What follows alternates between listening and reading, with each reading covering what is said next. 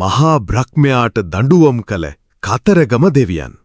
පුරාණ කතාවලට අනුව ලෝකයේම වූ මහා බ්‍රහ්මයාට තමන් ගැන තිබුණේ මහත් වූ ආඩම්බරයක්. දිනක් ඔහු දිව්‍ය ලෝකයේ ගමන් කරද්දී කුඩා කතරගම කුමරුන්ව මුණ ගැසුණා.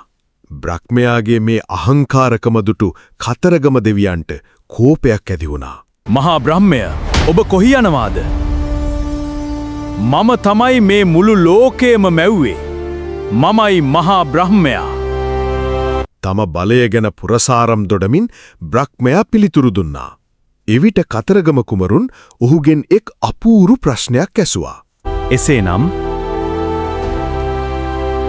ඕම්කාරයේ සැබෑ තේරුම මට කියන්න. සකල ලෝකයම මැවූ බ්‍රහ්මයාට මේ ප්‍රශ්නෙට උත්තරයක් තිබුණේ නෑ. තමන්ගේ යුතුයකමවත් නොදක් බ්‍රහ්මයා ගැන කතරගම දෙවියන්ට තදින් කේන්ති ගියා. කිසිවක් නොදැන ඔබ කොහොමද ලෝකයක් මවන්නේ?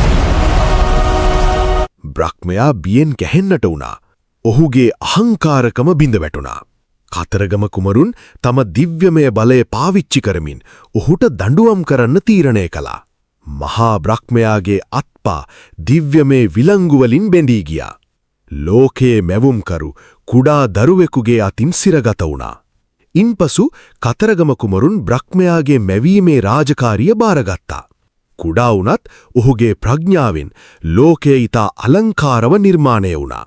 ඒත් බ්‍රහ්මයා නැති අඩුව දුටු අනිත් දෙවිවරු කලබලයට පත් වුණා.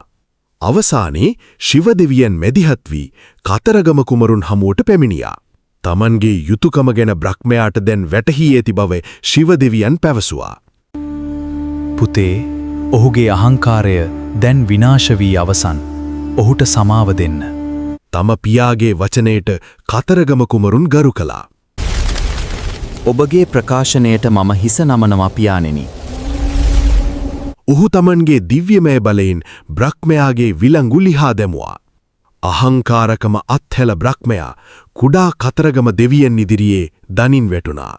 ප්‍රඥාව සහ බලය වයසින් මෙණිය නොහැකි බව එදා මුළු ලෝකේටම තේරුම් ගියා.